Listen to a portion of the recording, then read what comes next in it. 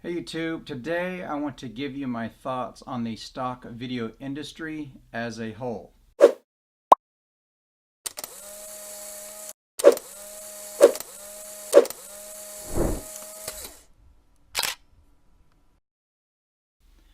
If anybody has been following me on my YouTube channel, I have been a successful stock video producer solely as my income. I mean over 95 to 98% of my income as a stock video producer for the past 8 years full time. Before that, about 5 years prior to that, I was building up my portfolio and worked in healthcare for over 15 years. So as I've watched the industry grow and change, obviously I have some opinions on it and where it's headed, and I'm going to give you some extremely important pointers here, especially if you want to make an income out of this or even do it for a living. It is tougher to do it for a living now than it was 10 years ago. And that's because the competition has gotten more fierce and, there's a lot more clips out there for people to sort through. That being said, there is always room in the market for the truly creative artist who takes time to shoot high quality content. I believe what's going to happen in the industry, and it's already happening to a lesser and larger degree in each of the stock sites, is premium content is going to be lifted above the everyday content. More exclusive content is going to get the higher pricing, and the older clips are going to fall down into a lower tier. If I were to wager a guess, it's going to be around the $25 mark for the below par clips and going to stay in the $79 to $99 mark for HD and $100 to $150 for 4K. That's just a conjecture, but how I see the market working is what's going to happen. Now, I, like you, if you've been a stock video producer, have gotten the $1.50 return sales on some of my footage on Shutterstock, and no, I'm not happy about it. But this is how it works. They take buyers who spend $100,000 and they'll give them, 50 videos for $5 each.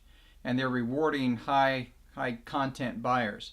I can accept that. I would much rather us see get at least $5 per sale and raise that up just a little bit. But I do know that's going to happen. And as long as the percentage stays down enough, but that's something we have to be careful with. Getty Images has been doing that with what we call premium access. That's one of the reasons why Getty Images does not receive my footage anymore, not my high-end footage, is because I was tired of seeing my 4K clips, some of my medical clips that were extremely hard to produce, go for 10 cents or 5 cents. I was done with that. And so far as across the board honesty, right now that I've seen in 2018 is Adobe. Adobe has been really solid on my earnings. I haven't seen any games played with my clips. I enjoy Pond 5, I enjoy Shutterstock and Video Blocks, but they're all still kind of experimenting, and I will stick with the agencies that actually treat me well. I don't mind stopping uploading my clips. If I have to pull my portfolio, I will pull my portfolio. One of the reasons I started a YouTube channel was because I wanted to build up a large enough following, not for financial reasons, but to have more of a voice in the stock video industry.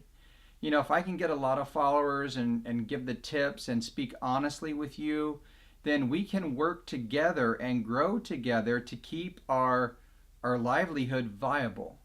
And in order to do that, it actually takes social pressure sometimes on these stock sites. Not strong arming, but a voice. And I would love to help be a voice in that. Black Box is doing a good job of being a voice for the artist. And I would just like to continue that as well. Just another avenue and another voice. And that's why I'm encouraging the artists that work with me through Black Box.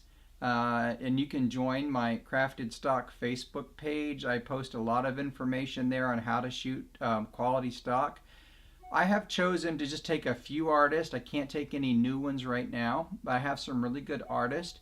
And teach them, help them, edit for them really high quality content so we all can grow together and make income.